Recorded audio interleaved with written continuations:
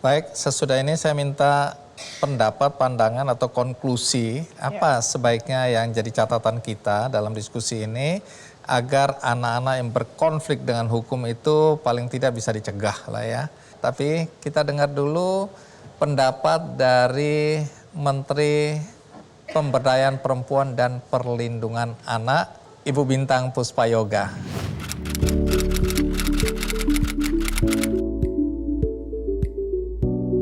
Banyaknya kasus kekerasan yang dilakukan oleh anak di bawah umur, tentunya pemerintah sangat prihatin dan terus berupaya semaksimal mungkin untuk menanggulangi dan mencegah kasus kekerasan yang dilakukan oleh anak dengan berbagai cara.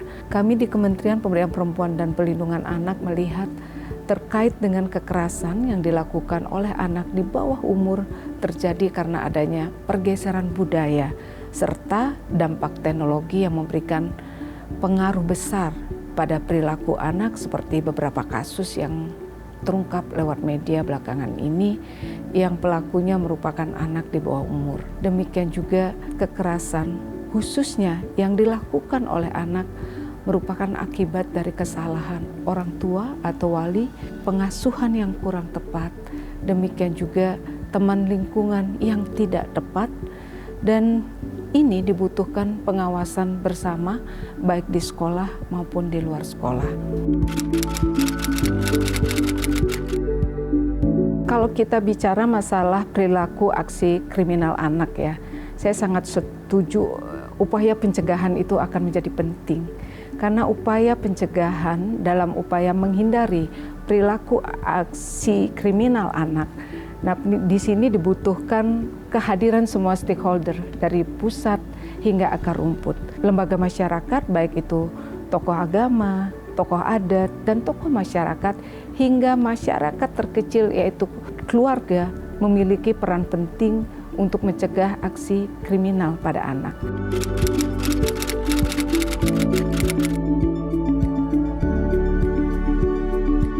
Kalau kita melihat data laporan sistem peradilan pidana anak yang dilaporkan oleh Mahkamah Agung, data perkara anak di sepanjang tahun 2020-2022 ini mengalami fluktuasi.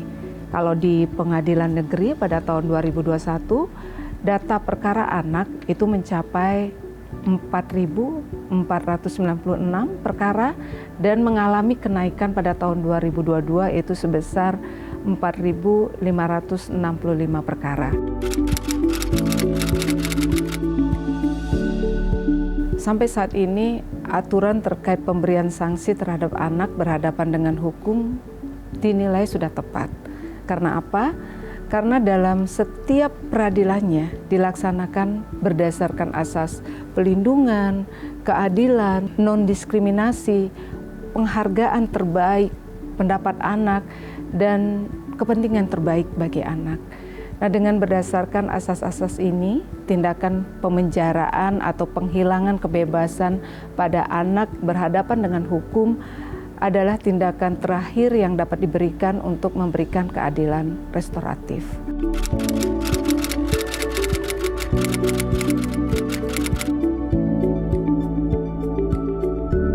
Semua anak dilindungi oleh undang-undang tanpa melihat suku, ras, agama, maupun golongan, termasuk anak yang berkonflik dengan hukum. Sejatinya tidak ada status tersangka ya pada anak. Kenapa demikian?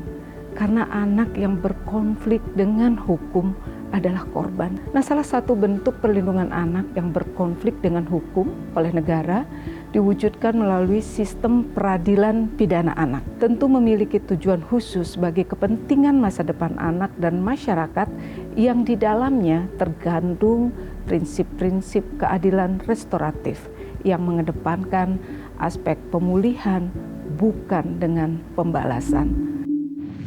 Itu tadi pernyataan dari Menteri Pemberdayaan Perempuan dan Perlindungan Anak, Bu Bintang. Nah, sekarang saya minta pendapat, konklusi juga boleh, atau kesimpulan dari apa yang kita bicarakan. Bung Adrianus. Ada dua saja. Pertama adalah bahwa terhadap mereka-mereka yang kita sebut sebagai delinquent atau para pelaku kenakalan anak itu kita harapkan betul tidak membesar, tidak makin banyak jumlahnya. Ya. Oke, terus Yang kedua adalah bahwa kesiapan kita sebagai negara dalam rangka menerapkan rejim peradilan pidana anak ini harusnya dipercepat. Sebagai contoh tadi saya katakan bahwa belum semua pengadilan memiliki ruang sidang anak. Belum semua kantor polsek atau polres memiliki polwan yang sudah terlatih. Belum semua jaksa yang sudah sensitif pada anak. Jadi kita butuh aneka macam pelatihan, aneka macam manual, demikian juga berbagai macam infrastruktur agar kemudian peradilan yang model peradilan yang sudah kita sepakati ini kemudian terwujud. Alhasil kemudian tadi hakikat anak sebagai pelaku yang juga korban dan anak sebagai korban yang mendapat perlindungan dari negara itu kemudian terwujud. Nah, moga-moga ini kemudian dengan timeline ya yang dibuat ketat oleh pemerintah, maka moga-moga hal ini akan tercapai. Begitu. Baik, terima kasih. Kalau Bu Retno?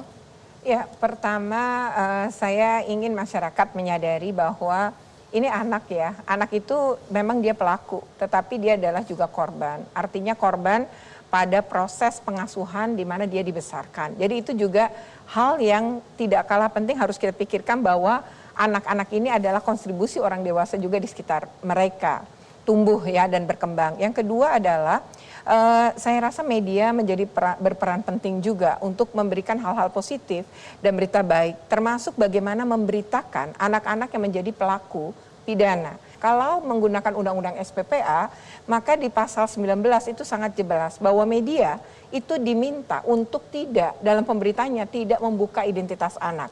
Identitas anak yang dimaksud itu seperti nama sekolah, ini banyak media menyebut ya, nama sekolahnya, nama orang tuanya gitu, dan lain-lain itu sudah menjadi bentuk membuka identitas. Nah yang terakhir ya saya rasa kita walaupun anak adalah pelaku pidana sekalipun, kita harus menyadari mereka punya masa depan yang masih panjang, jadi mereka tetap dapat hak-haknya sebagai anak. Nah pemenuhan hak-hak ini memang negara punya peran banget, mulai dari hak atas pendidikan, hak rehabilitasi psikologinya si anak, maupun hak lain dalam tumbuh kembang anak, sampai anak ini tidak berusia anak lagi. Nah itu yang menurut saya penting juga negara punya peran, sehingga kita semua bisa menurunkan tadi ya, angka atau tindak pidana yang dilakukan oleh anak. Mudah-mudahan pembicaraan ini menjadi panduan juga bagi banyak orang, apakah itu guru, orang tua, masyarakat ya, untuk memahami situasi dan kondisi ketika berhadapan dengan anak-anak yang berkonflik dengan hukum. Tapi sebelum kita akhiri, saya ingin membagi buku untuk siapapun yang menonton acara ini. Bukunya adalah Jadilah Orang Hebat. Ya, kalau Anda menginginkan buku ini, Anda bisa mendapatkannya dengan cara yang mudah, yaitu mengikuti kuis di Facebook, di Instagram, maupun di Twitter Kick Andy Show. Dan bagi Anda tadi yang menyaksikan episode kali ini dari tengah-tengah, tidak dari awal, juga jangan khawatir, karena episode ini ditayang ulang di metrotvnews.com. Dan ada cuplikannya di channel YouTube Kick Andy Show. Dan bagi Anda yang terpanggil untuk berbuat baik, ada cara yang mudah, yaitu Anda tinggal klik benihbaik.com. Ada saudara kita, ya namanya Ginanti Rinda Dewi. Dia ini adalah pendiri komunitas Rumah Pelangi Indonesia, sudah 8 tahun. Dia membantu anak-anak jalanan di area parkir Terminal Lewi Panjang, ya, untuk menciptakan tempat yang ramah bagi anak-anak yang selama ini mungkin mendapatkan kekerasan di jalanan. Nah, dia membutuhkan dukungan Anda untuk bisa membangun sebuah rumah singgah bagi anak-anak jalanan, anak-anak yang dikucilkan, anak-anak yang bermasalah. Mudah-mudahan Anda terketuk hatinya dan Anda bisa berdonasi untuk membantu Ginanti Rinda Dewi. Akhirnya semoga episode kali ini bermanfaat bagi kita semua. Sampai jumpa.